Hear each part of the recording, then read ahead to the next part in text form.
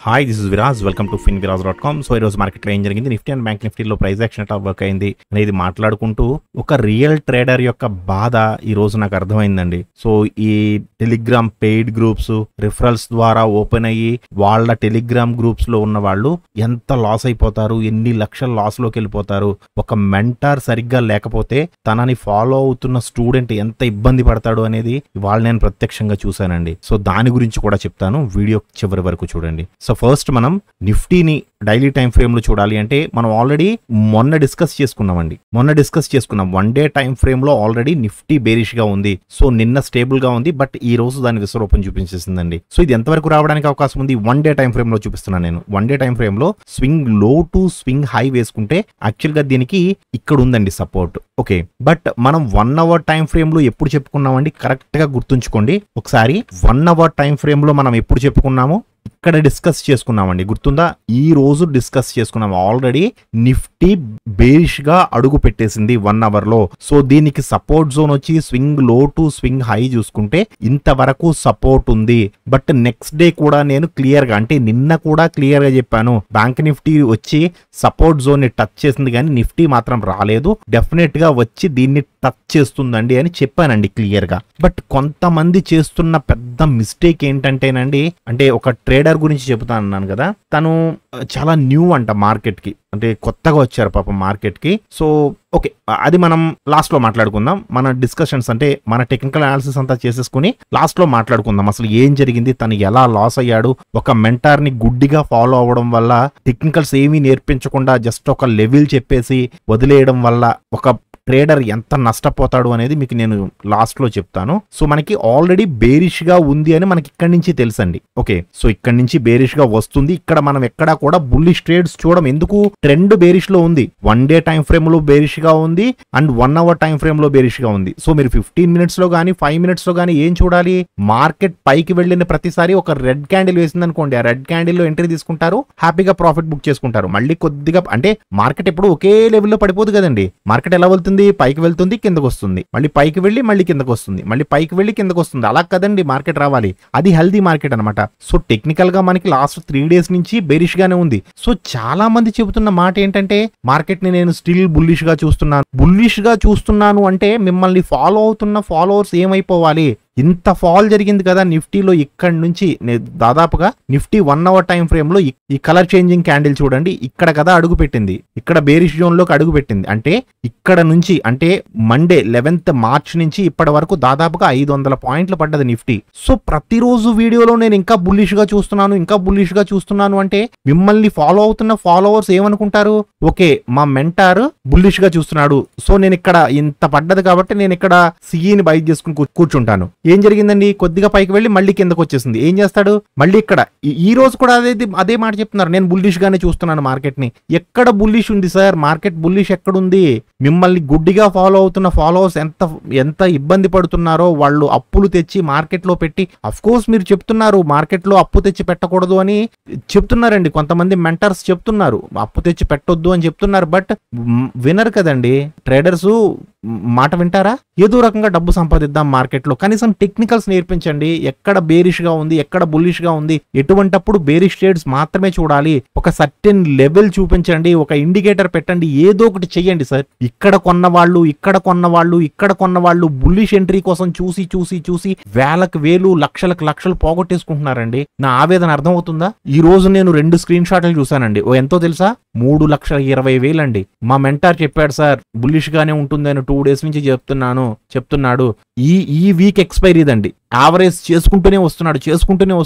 3.2 lakh loss అంటే తను పెట్టిన మెసేజ్లు అవి చూస్తుంటే నాకు ఏడుపు వచ్చిందండి, నిజంగా చెప్తున్నా. ఎక్కడి నుంచో తీసుకొచ్చాడంట, తన ఆఫీస్ డబ్బు అంట, 5 lakhs ఉంటే 5 lakhs పెట్టేసి 3.2 lakh లాస్ లో ఉన్నానండి. రేపు ఇద్దరు ఎక్స్పైరీ, ఏం చేయమంటారు, ఎగ్జిట్ అయిపోమంటారు. ఇన్ని రోజుల వరకు ఏం చేస్తున్నారు సార్, మార్కెట్ ఆల్రెడీ బేరిష్ గా ఉంది, అసలు బుల్లిష్ ట్రేడ్ ఎలా తీసుకున్నారు మీరు? ఎవరు తీసుకోమని చెప్పారు మీకు? అసలు మీరు టెక్నికల్ గా ఫాలో అవుతున్నారా, ఏమైనా నేర్చుకున్నారా అంటే నాకు 0 సబ్జెక్ట్ సార్, నాకు సబ్జెక్ట్ అంటూ ఏమీ లేదు. బట్ కొన్ని యూట్యూబ్ వీడియోస్ చూస్తూ ఉంటానండి. ఆ యూట్యూబ్ వీడియోస్ లో 2-3 ఛానల్స్ బుల్లిష్ గానే ఉన్నాయి, బుల్లిష్ గా చూస్తున్నాను, నేను స్టిల్ మార్కెట్ ని బుల్లిష్ గా చూస్తున్నాను అని చెప్తున్నారు సార్. సో దాని గురించి అనేసి నేను కేవలం మార్కెట్ లో బుల్లిష్ గా ఉన్నానండి. అలా కాదండి, వాళ్ళకున్న వ్యూ వేరు. వాళ్ళు మేబీ ఆప్షన్ సెల్లింగ్ చేస్తూ ఉండొచ్చు, సైడ్ వేస్ లో చూస్తూ ఉండొచ్చు, రకరకాలుగా చూస్తూ ఉండొచ్చు. వాళ్ళ వ్యూ చెబుతున్నారు మీకు, అంతేగాని మిమ్మల్ని ట్రేడ్ తీసుకోమని చెప్పలేదు కదా. మీరు ఎలా తీసుకున్నారండి అంత బ్లైండ్ గా ట్రేడ్ అంటే? ఏం మరి సార్, వాళ్ళు చాలా పెద్ద పెద్ద వాళ్ళు కదండి, వాళ్ళు చాలా బాగా ట్రేడింగ్ చేస్తారు, ఇంతమంది ఫాలోవర్స్ ఉన్నారంటే డెఫినెట్ గా మంచి చెబితేనే కదండి ఇంతమంది ఫాలోవర్స్ వస్తారు. సో వాళ్ళు కరెక్ట్ గానే చెబుతున్నారు అనుకున్నాను.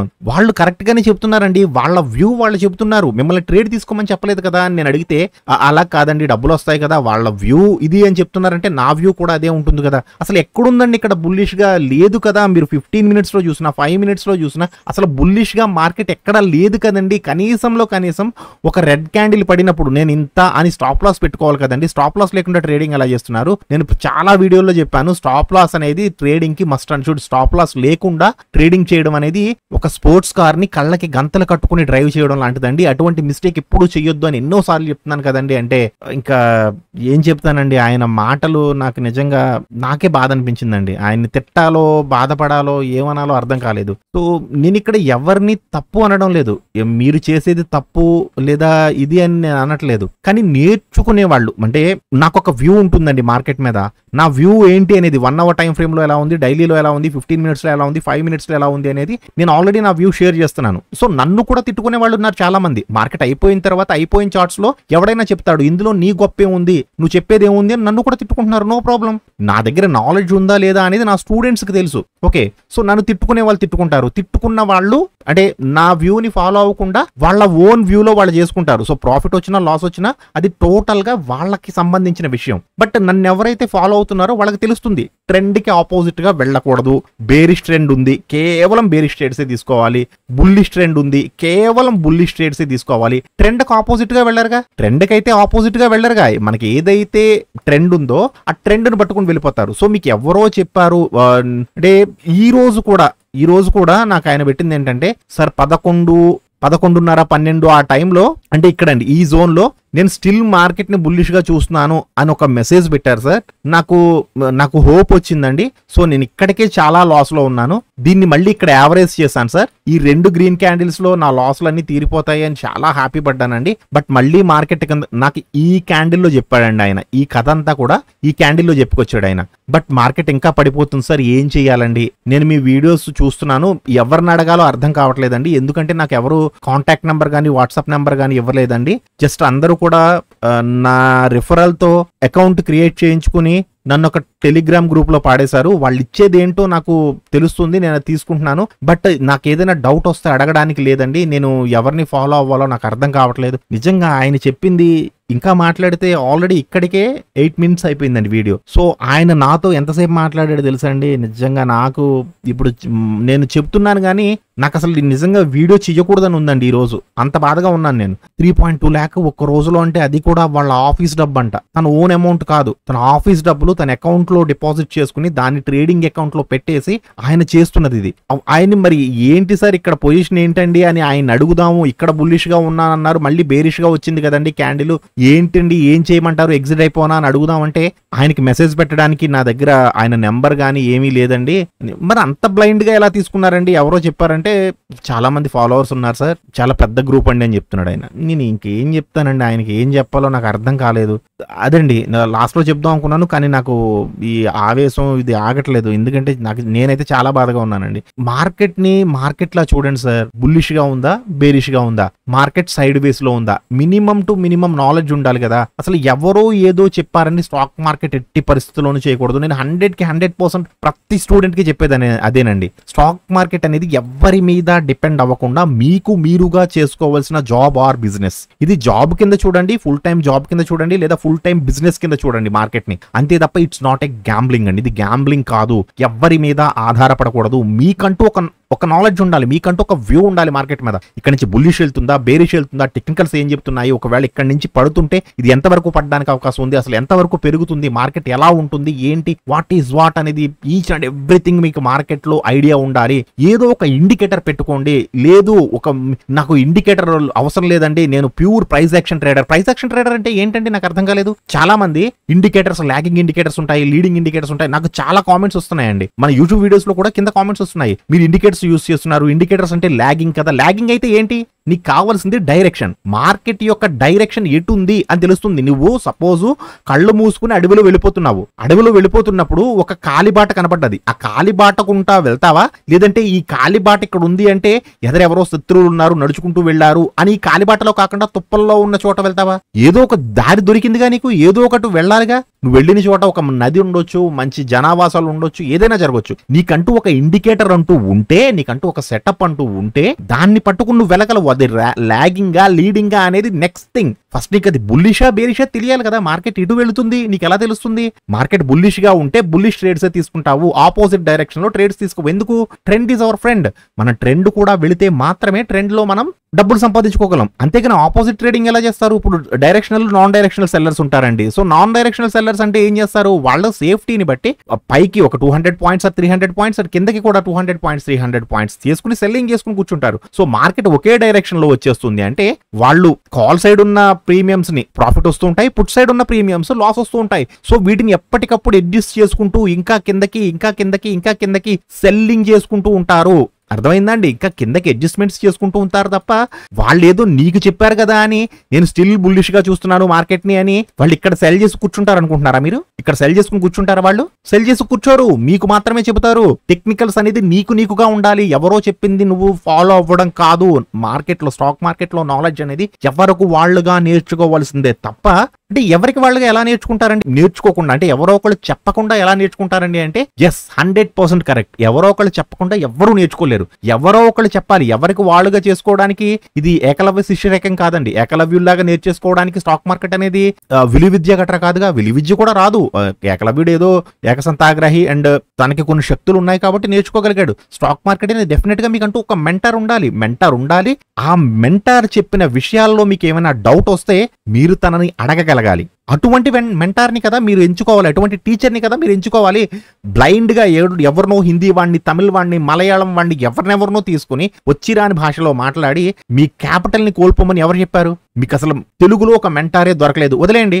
అంత దొరకకపోతే వదిలేయండి మీరు. అంతేగాని డబ్బులు ఎంతో కష్టపడి రూపాయి పోగేసుకున్న డబ్బు స్టాక్ మార్కెట్ లో పోగొట్టుకోమని ఎవరు చెప్పారు? కొంతమంది కొన్ని సామెతలు చెప్తూ ఉంటారు, ఎక్కడ పోగొట్టుకుంటే అక్కడే నెత్తుకోవాలి అని. ఎక్కడ పోగొట్టుకుంటే అక్కడే నెత్తుకోవాలి అంటే మీకంటూ దీపం ఉండాలి. దీపం లేకుండా బ్లైండ్ గా కళ్ళు మూసుకుని చీకట్లో నెతకలేరుగా.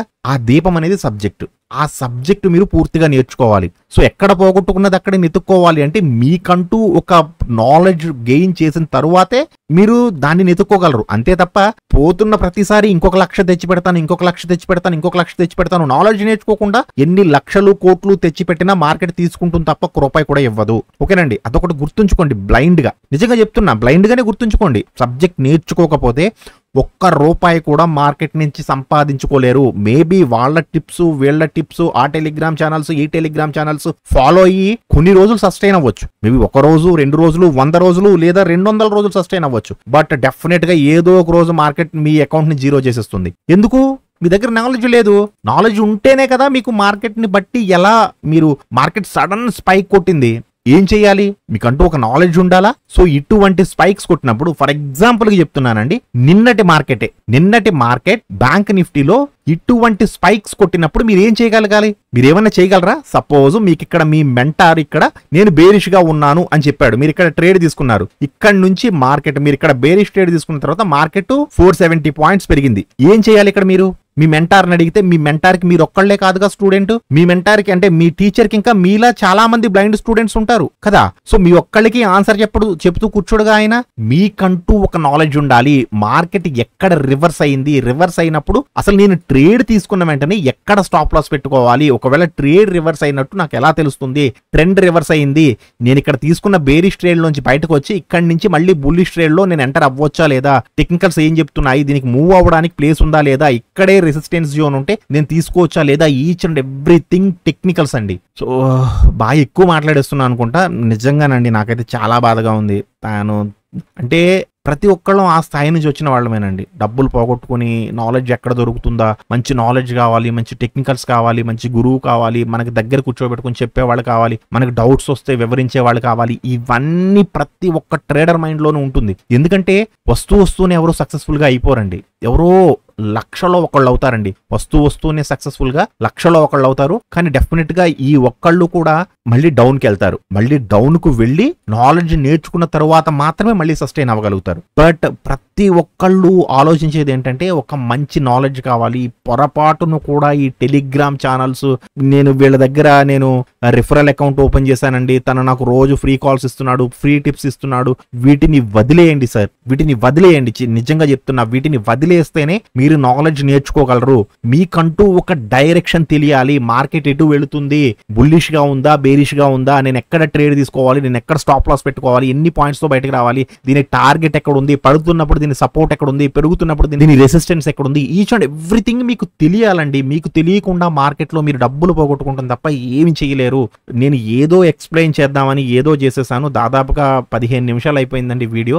సో ఈ రోజు అనాలిసిస్ అంతా బాగానే ఉంటుంది అనుకుంటున్నాను. ఎందుకంటే ఈ రోజు నాకు అనాలిసిస్ చేసే మూడ్ కూడా లేదండి. నిజంగా ఆ పర్సన్ బాధపడుతుంటే తనతో పాటు నాకు కూడా ఏడ్ చేయాలనిపించింది నిజంగా. సో అన్ని లాక్స్ ఇప్పుడు ఎలా చెప్తాడండి, ఆఫీస్ లో సమాధానం ఏం చెప్తాడు సార్, తన జాబ్ పోతుంది. అలా చాలా మంది ఉన్నారండి, ఒక్కళ్ళు కాదు చాలా మంది ఉన్నారు. నాకు పర్సనల్ గా మెసేజెస్ చేస్తూ ఉంటారు. ఆల్రెడీ మీరు మాట్లాడారా లేదా అనేది కూడా కామెంట్ సెక్షన్ లో చెప్పండి. మీ బాధలు నాకు చెప్పుకుంటే నేను ఎలా రియాక్ట్ అయ్యాను. ఎందుకంటే మార్కెట్ లో డైరెక్షన్ తెలియకుండా గుడ్డిగా బ్లైండ్ గా ట్రేడింగ్ అనేది చేయకూడదండి. దయచేసి బ్లైండ్ ట్రేడింగ్ చేయకండి. సబ్జెక్ట్ నేర్చుకోండి. సబ్జెక్ట్ నేర్చుకోవడానికి కొంచెం టైం ఇవ్వండి సార్, కంగారు ఏమి లేదు. ఇప్పుడు 1 month 2 month 3 month ఏదో ఒక టైం పీరియడ్ పెట్టుకుని, మీరు 1 నుంచి 10th క్లాస్ వరకు చదవడానికి 10 years ఇచ్చారా, ఇంటర్మీడియట్ చదవడానికి 2 years ఇచ్చారా, ఇంజనీరింగ్ చదవడానికి 4 years ఇచ్చారా, లేదా డిగ్రీ హోల్డర్ మీరు డిగ్రీ చదవడానికి 3 years ఇచ్చారా? అలా ప్రతి దానికి ఒక టైం పీరియడ్ అంటూ ఉంటుందండి. స్టాక్ మార్కెట్ నేర్చుకోవడానికి అట్లీస్ట్ 2 to 3 months అన్న ఇవ్వండి. మీకు డైరెక్షన్ తెలియాలి. మీకు A to Z మీరు ప్రొఫెషనల్ అయిపోతారని చెప్పట్లేదు నేను. మీరు 2 to 3 months లో ప్రొఫెషనల్ అయిపోతారని చెప్పట్లేదు నేను. బట్ మీకు కొంత నాలెడ్జ్ రావాలి కదా. బుల్లిష్ ట్రెండ్ ఎలా ఉంది, బేరిష్ ట్రెండ్ ఎలా ఉంది, ఇక్కడ ట్రేడ్ తీసుకోవచ్చా లేదా, నేను ఆపోజిట్ అవుతుంటే నేను ఎక్కడ స్టాప్ లాస్ పెట్టుకోవాలి, మార్కెట్ రివర్స్ అవుతున్నప్పుడు దాన్ని మనం ఎలా ఐడెంటిఫై చేయాలి, ఈచ్ అండ్ ఎవ్రీథింగ్ మీకు తెలియాలి కదండి. ఏమీ తెలియకుండా ట్రేడింగ్ ఎలా చేస్తారు సార్? నా బాధ అర్థం చేసుకోండి. నా కోర్సులు తీసుకోమని, నా దగ్గర జాయిన్ అవ్వమని నేను చెప్పట్లేదు. మీరు ఎక్కడైనా నేర్చుకోండి సబ్జెక్ట్. బట్ సబ్జెక్ట్ నేర్చుకున్న తరువాతే రియల్ మనీతో ట్రేడ్ చేయండి. ఆ రియల్ మనీ అనేది అది మీరు సంపాదించిన మనీ అయి ఉండొచ్చు, లేదా మీరు ఎక్కడి నుంచైనా అప్పు తెచ్చింది అయి ఉండొచ్చు, మీ ఫ్రెండ్ అయ్యొచ్చు, మీ మదర్ అవ్వచ్చు, మీ మదర్ సేవింగ్స్, మీ ఫాదర్ మీ సిస్టర్ పెళ్లి గురించి దాచింది ఏదైనా అయ్యి ఉండొచ్చు. సో దానిని బ్లైండ్ గా మార్కెట్ లో పెట్టేయవద్దు. మీ దగ్గర సపోజ్ నిజంగా మీ దగ్గర ₹1,00,000 ఉన్నాయనుకోండి, మీ దగ్గర సబ్జెక్ట్ ఉన్నా సరే మీకు ఒక లాట్తోనే ట్రేడ్ చేయాలి అని ప్రతి స్టూడెంట్ కి చెప్తానండి. నేను అడ్వాన్స్డ్ ఆప్షన్ బయింగ్ లో కానీ, గోల్డెన్ వెబినార్ లో కానీ, లేదా స్కాల్పింగ్ లో కానీ ప్రతి కోర్సులోనూ చెప్పేది ఏంటండి, ఫస్ట్ స్టార్టింగ్ 1 or 2 lots, అంతకంటే ఎట్టి పరిస్థితుల్లోనూ ఎక్కువతో ట్రేడ్ చేయొద్దు. సో ఈ మెంటార్స్ కూడా చెప్పాలండి. మన ఈ గ్రూప్స్ మెయింటైన్ చేస్తున్న వాళ్ళు ఎవరైతే ఉన్నారో టెలిగ్రామ్ గ్రూప్స్, 1 or 2 lots తో స్టార్ట్ చేయండి. ఎప్పుడు మీరు లాట్ సైజ్ పెంచాలి, ఈచ్ అండ్ ఎవ్రీథింగ్ వాళ్ళని గైడ్ చేయాలి కదండి. వాళ్ళ దగ్గర ఏదో మీరు ఒక అకౌంట్ ఓపెన్ చేసుకున్నాను, సో వాడు ట్రేడ్ చేస్తుంటే నాకు అమౌంట్ వస్తుంది, నేను బాగున్నాను కదా అని ఎప్పుడు అనుకోవద్దండి. వాళ్ళు ఎన్నో కష్టాలు పడి అక్కడ డబ్బులు తెచ్చి ₹1 స్టాక్ మార్కెట్ లో సంపాదించుకుందాము అన్న ఉద్దేశంతో ఎక్కడెక్కడో ఎన్నో బాధలు పడి క్యాపిటల్ తెచ్చి మార్కెట్ లో పెడుతున్నారండి. అది కేవలం మీ స్వార్థం వల్ల వాళ్ళ బ్రతుకు నాశనం అయిపోతుంది. సో మీకొచ్చే ₹100 200 రిఫరల్స్ వల్ల వాళ్ళ జీవితాలు నాశనం అయిపోతున్నాయండి. సబ్జెక్ట్ చెప్పడం ఇంపార్టెంట్ అండి. సబ్జెక్ట్ చెప్పండి సార్. మీరు 10 మందికి మంచి చెబితే డెఫినెట్ గా దేవుడు మీకు మంచి చేస్తాడు. మంచి పంచడానికి ట్రై చేయండి. మనం ఈ రోజు ₹1 తినేసామా, మనం బాగుపడిపోయామా, 10 మందిని మోసం చేసి మనం తిన్నది అరగదండి. అది ఉండదు కూడా. డెఫినెట్ గా దేవుడు మళ్ళీ వెనక్కి తీసేసుకుంటాడు. సో సబ్జెక్ట్ చెప్పడానికి ట్రై చేయండి. కమ్యూనిటీని నిలబెట్టడానికి ట్రై చేయండి. మీతో పాటు ఒక 10 మంది రోజు కడుపు నిండా భోజనం చేసేలా వాళ్ళని ట్రైన్ చేయండి. నేను వాళ్ళకి భోజనం పెట్టించమనట్లేదు, వాళ్ళని ట్రైన్ చేయండి. మీ దగ్గర నాలెడ్జ్ ఉంది, ఐ నో దట్. మీకున్న నాలెడ్జ్ ని 10 మందికి పంచడానికి ట్రై చేయండి. ఓకే, చాలా ఎమోషనల్ అయిపోయాను అనుకుంటున్నాను. సో ఐ హోప్ నేను చెప్పింది మీకు అర్థమైతే తప్పకుండా వీడియోని లైక్ చేసి మన ఛానల్ని సబ్స్క్రైబ్ చేసుకోండి. Thank you so much.